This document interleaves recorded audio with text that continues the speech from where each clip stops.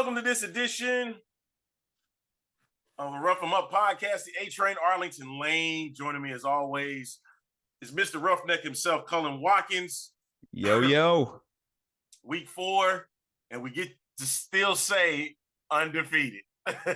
Yes, we do. And I love saying it. Undefeated 4-0. Woo. Yes. I can get used to it. I am used to it as a Roughnecks fan. Big weekend for the Houston Roughnecks, completing the very first double forward pass for a touchdown. Let's get this straight. Not the first double forward pass, but the first double forward pass that led to a touchdown. That's historic for Jonte Kirkland and those Houston Roughnecks, man. Fantastic game this past week. 44 points put up on the board, beating Orlando Guardians by 16. Did scare me a little bit. They did scare me a little bit in that second and third quarter, okay? Roughnecks scared me just a little bit. When they started inching their way back up and it got to 26-16, I'm like, yes. This ain't happening. Yeah, they pulled away late in the third, and then definitely in the fourth, they pulled away with a 44-16 win. But here we are, 4-0, getting ready. Big test coming up next week. This week, I should say, coming up, I think it's tonight, as a matter of fact. Tonight is the night. Thursday. Yeah, that's right. Yeah, Thursday. So when you are seeing this tonight, it'll be the deal. It kicks off at I think it's at 9:30. Yeah, because it's weird with Seattle times, how they do it up there. I don't know. 9:30 Central Time for our Houston fans, and they got a big test ahead of them against Seattle Sea Dragon offense, and they coming off a win themselves against the Brahmas at 15-6, which I will applaud the San Antonio Brahmas for holding them under their average, getting them at only 15 points and only losing by one score. So interesting enough. Got to see how this Roughnecks defense is going to handle a June Jones offense. This is fun because this is June Jones going against his former team. And you have AJ Smith, sort of, who was mentored by June Jones in 2020. So we have some paths crossing here. But you're right. You're hit the nail on the head, A-Train, talking about this being a huge test for the Roughnecks. But I also think clearly this is going to be the biggest test for the Seattle Sea Dragons, because as much as they've impressed all of us with this 2-game win streak, I still believe those turnovers might shoot them in the foot. You know, DiNucci, he does get careless with the ball sometimes, whether it be fumbles or interceptions. So I think if Houston's really going to want to win this game, they just need to keep doing what they're doing on defense. You know, you got to force DiNucci to turn over the ball. But with that being said, you hit on it a little bit. That Orlando game, Paxton Lynch looked for maybe those 2 big throws he had. I didn't know Tom Brady was in the XFL based on those throws. Paxton Lynch, he looked really good on those throws, and those 2 throws cooked the Roughnecks defense. So now if you have a guy like DiNucci, Josh Gordon, Ja'Cory Pearson, I'm nervous on how the Roughnecks are going to react to that offense if Orlando is able to do that. Because you got to remember, there's 3 pieces that right now with Seattle's offense that they're working with. That's Ellison at running back, Pearson at wide receiver, Gordon at wide receiver. And so those are the 3 that you got to lock up and keep Ben DiNucci. You might have to make Ben DiNucci a runner just because he's able to make a big play down the field, and you're going to have him have happy feet is what the term is, get him out of his zone. Because the minute that he starts getting in it, it's going to be difficult for them to get out of it. So, like I said before, 15 points that was given up by the Brahmas, San Antonio Brahmas. That's considered actually great if you stop in the offense like that. And for DiNucci's case, it was, I'm trying to pull up the stat here, 28, 41, 264. So 41 attempts, but he only had the one touchdown. So that's pretty good if you're looking at it from offensive side, not getting a touchdown. But you also got to stop Morgan Ellison, who had 16 carries and 69 yards against the Brahmas. Yeah. And he's going to be looking for the ball. He's going to be looking to get fed. So it's going to be up to that front seven or what they're able to do to contain Morgan Ellison. Mm-hmm. And talking about Morgan Ellison, I didn't mention him when I mentioned, Josh Gordon and Ja'Cour Pearson. I think between like this edition of the XFL and the 2020 edition of the XFL, Morgan Ellison has been my favorite running back to watch. He's so fun to watch, and he's so good too. I don't know, where was he, week one? And I didn't really hear about him in the early weeks. It's only pretty recently he's really started to take a role in this offense. Yeah. But I am nervous about that. I thought when we played San Antonio, they're a great running team. We held them in check. So I'm hoping we can see the same thing with this Seattle team. But at the same time, this Seattle team is a whole lot different than that San Antonio team. Whole lot different, Exactly. So again, like I said, it's going to come down to turnovers and moving DiNucci's feet. You got to make him uncomfortable in the pocket, make him get opportunities to make mistakes in the first place, because if he's in the pocket, you got Josh Gordon, Ja'Cour Pearson everywhere, and even Ellison, you just dump it off to. That's going to be hard to defend. But I want to switch the script to the Seattle defense. I'm not too impressed. I don't think the Seattle defense is anything special going against this Houston offense. And I also think that's where Houston's going to make their money this week. Be careful. Be careful. Be careful, my true Roughneck fan. Listen, just because you didn't hear a lot from Seattle's defense, Seattle does have a defense. 4 sacks on Jack Cohn last week. They were able to make him uncomfortable in the pocket. Got 6 tackles for loss and even got an interception. So just because you haven't heard a lot about Seattle's defense does not mean they're not going to be going after the quarterback. So be careful just a little bit. That's 4 sacks. That's valid. That's valid. But at the same time, this is the first time, though, Colin, that they're facing a North Division team. Yes. So this is going to be a little bit different. And they're going to be playing in a cooler temperature that they haven't got a chance to play for at all. So that is also a factor. And you know what? I understand that both teams are going to be going up there, but Seattle already has played in cold weather. Houston really cold weather. So yeah, that'll be the interesting part about this game is the climate and how well Houston can still manage to do that type of job in Seattle. So got to keep that in mind. And two, we have multiple homecomings in this week of XFL. You have Atamu going to St. Louis again on a different team. And people aren't really talking about it, but Brandon Silver's going back to Seattle on a different team. That's it. That's besides it just being really cool. Based on the press conference you were at in that San Antonio game, do you think Brandon Silvers might have a little chip on his shoulder going into this game, going against Seattle? I think just a little bit. I don't think a lot, because the way that A.J. Smith has done with this offense, right? He is able to be trusted with the receiver core that they have. When they drafted, they went out and got players, athletes that can make plays, playmakers.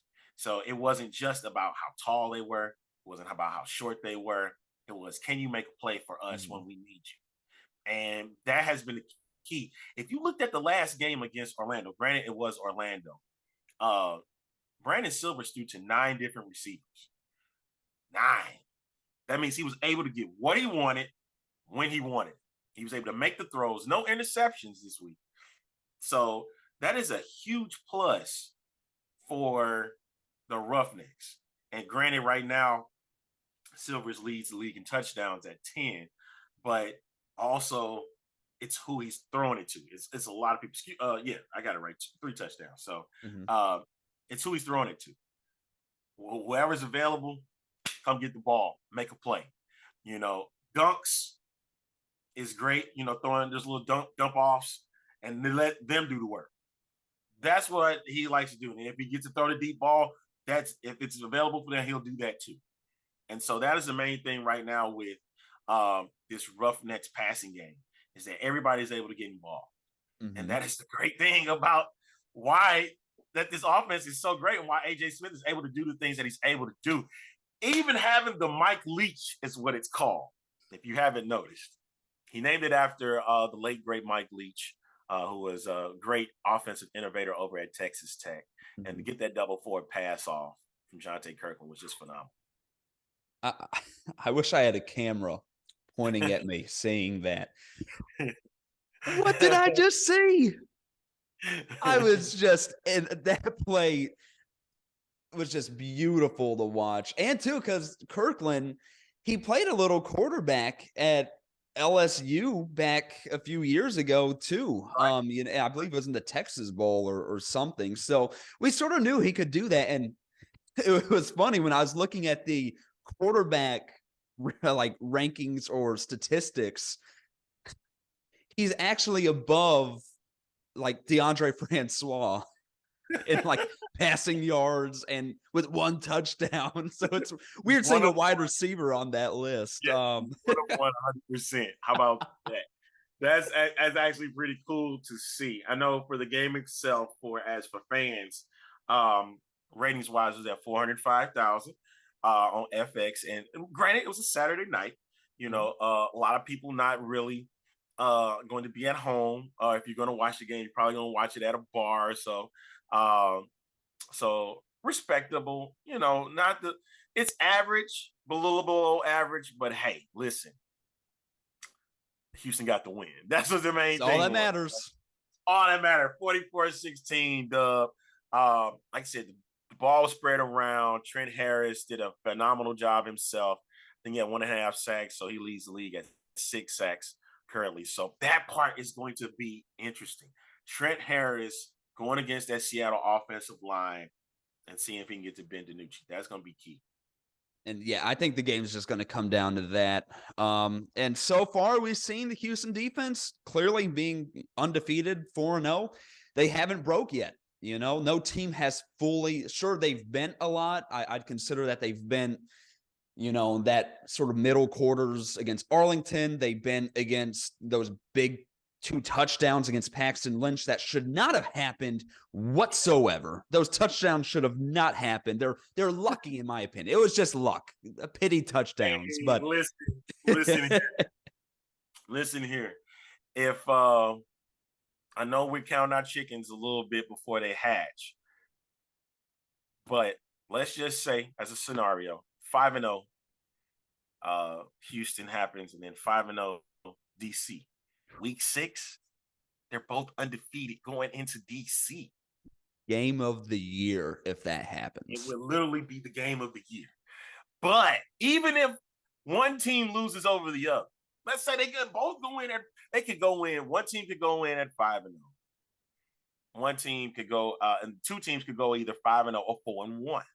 Either way it goes, it's going to be a big matchup because they'll still be playing for not only first, but you could be looking at a potential XFL championship matchup. And easily. So just keep that in mind, folks. Hey, right now, everything going on with the Roughnecks is clicking. The only thing they have to work on is the secondary giving up these big plays. Yes. That is the main thing here.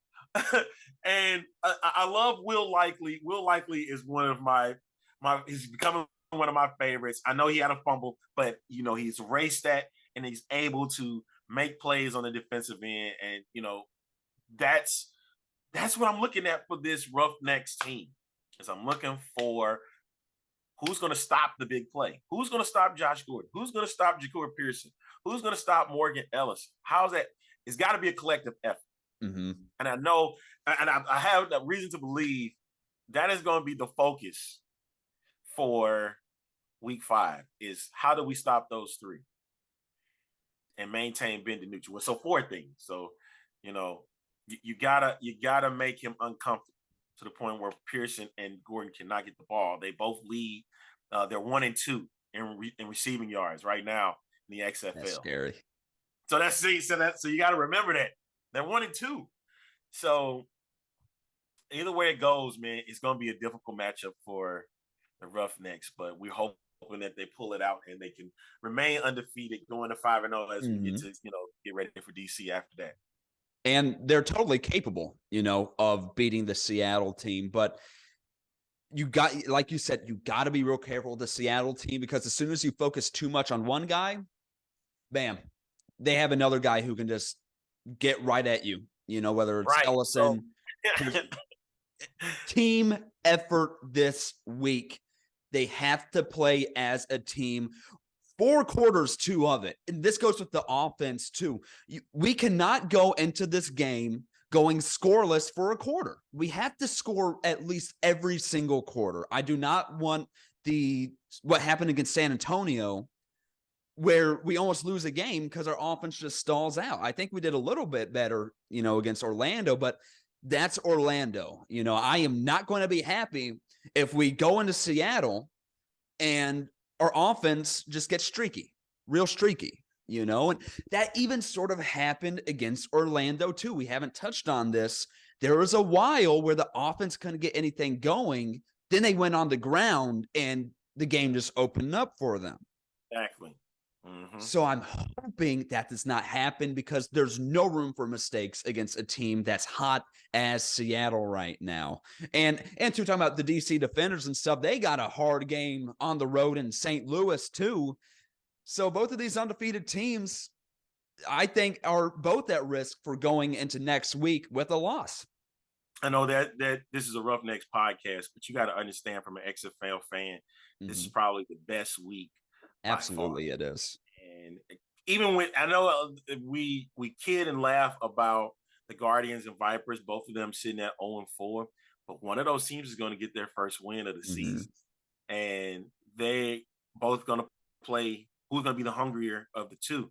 And then you got another Texas matchup between San Antonio and Arlington. Yeah, that's a battle for a second. So this is you got to remember, it's the top 2 teams in each division that's going to face off in the semifinals.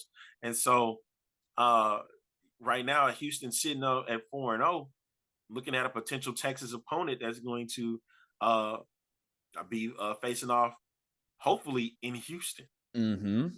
You got to remember, a home game is going to happen for one of those teams.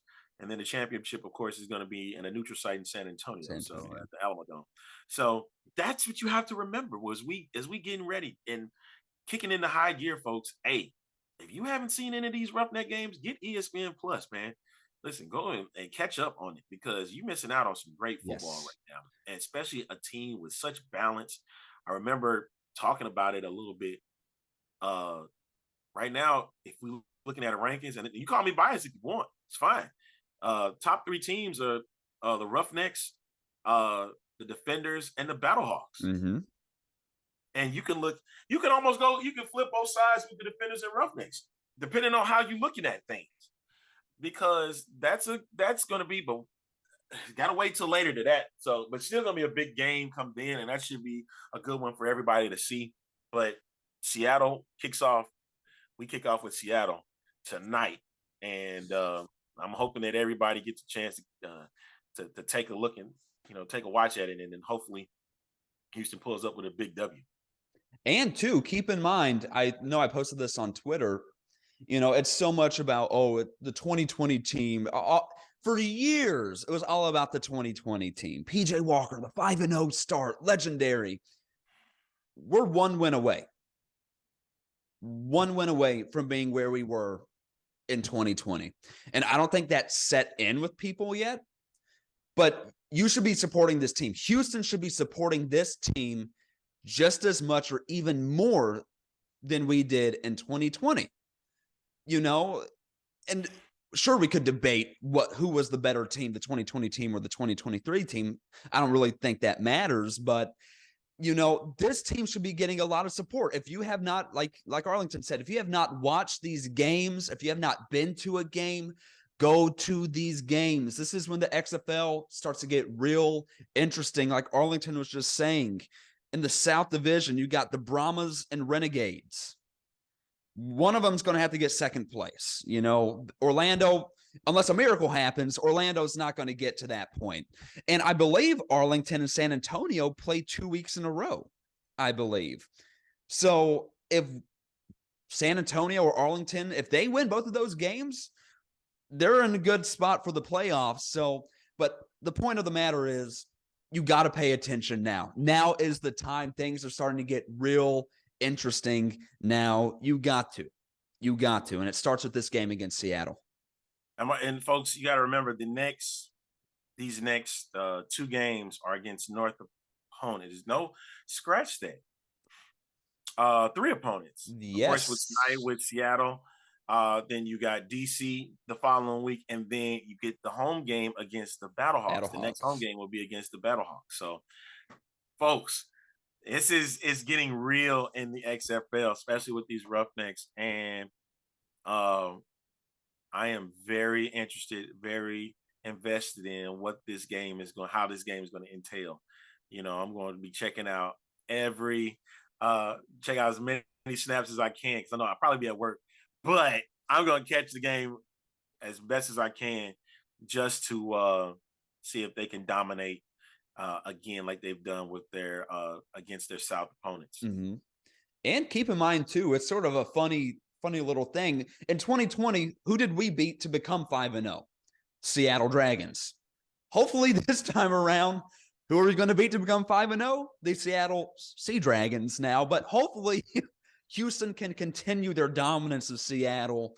We swept the Mariners in the playoffs this year in MLB.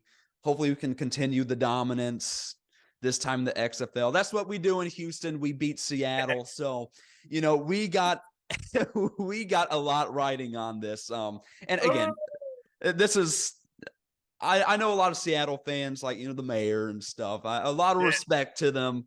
All in fun, of course. But I'm curious what you think about this, Arlington. Who is your MVP so far this year? Who is your MVP? Ooh, I would have to say quarterback Brandon Silvers, man. Like, seriously. Me too. Come on, man. Like, are you serious right now? Like, okay. He's number 2 in passing yards, number 1 in touchdowns, second, I think, in receptions. I mean, not receptions, but attempts and completions. My thing is this: when you have a balanced offense like what Brandon Silvers has, you have to you can't sit here and say he's not the MVP. You can't sit here. Granted, a lot of people say Ben DiNucci, but Ben DiNucci's fumbled the ball. Yeah. You serious? He's fumbled the ball. Or A.J. McCarron. A.J. McCarron is sitting in second in touchdown passes at 9. All right? Granted, he had 2 against the Renegades this past week, but that's where we're at now. Silvers is on top. Mm-hmm. And I wouldn't be surprised. You know what? If Jonte Kirkland keeps doing what he's doing. Yeah, you're right. You're right. I would almost ascend him over Silvers. Because if he can do everything like that, and I mean, you have a player such as him, I don't see why you would go against the grain. Mm-hmm. And I applaud what Silvers is able to do in this type of offense, and getting a lot of people fed. Getting as many receptions to other people that he can to make sure that they get opportunities to get the ball and able to make some plays. That is the big thing here for this Roughnecks is, can you make a play for us? And that's the big thing. They are. And they have. Yeah. And that is no lie. If I remember correctly, in each game, I know the first 2 times, you can help me if I'm wrong, they scored over 30 points a game, right? Yes, because they did against Orlando. Yeah, they did it twice. Yeah. I believe so. 44. Oh, okay. The game against San Antonio wasn't there. And then the game against Army. So, yeah. So, hey, listen. Highest scoring offense right now in the XFL. Granted, I think, let's see, Seattle. Yeah, they've had just 130-point output. So, come on, man. It's hard to stop an offense such as, at least they've had all 4 games over 20 points. Mm-hmm. Okay, so listen, you got to take that into consideration, y'all, that this offense is actually stellar. All right, so I'm looking for a lot of points in this game. I hope so. For Houston. Yeah, of course, for Houston. I'm looking for a lot of points in this game. Over under, looking at potentially, I'm just throwing it out there, spitballing, like what, 42, 43, 44 points. Yeah. We're looking at these 2. Yeah, and it'll progress if lots of scoring is happening. But they might play chess on everybody. Try to figure out what to do first before they start striking. Mm-hmm. So if offenses stall in the first quarter, don't be upset. Don't be upset about it. If it's a low-scoring game in the first quarter, maybe somewhere midway in the second quarter, don't be upset with it. They're playing chess with one another to see which way they could, turn to make each other break. Of course, we hope it's going to be in the Roughnecks' favor. But if it's a low-scoring game, don't get upset about it. It's just feeling. And then when the flow will kick in. But I don't. If I've seen what I've seen correctly with this Houston Roughneck offense, they're not going to waste any time. They shouldn't waste any time making plays and getting points quickly. And if you told people in 2020 that Brandon Silvers is a front runner for XFL MVP, I don't think anyone would believe you. So I'm just loving seeing the progress that Silvers has had since, we could even say 2019 when he was with the Memphis Express. He's progressed so well. I just love to see it. But going to the sort of chess match that's going to happen tonight, I remember before week 1 when I was on the XFL fan show, I said that Houston had the best coaching staff in the XFL. And Dirty said, what about Seattle? Well, look what's going to happen now. We're going to have both of, it's literally, I think, the top 2 coaching staffs in the XFL. They're going to be going head-to-head with each other, and June Jones, too.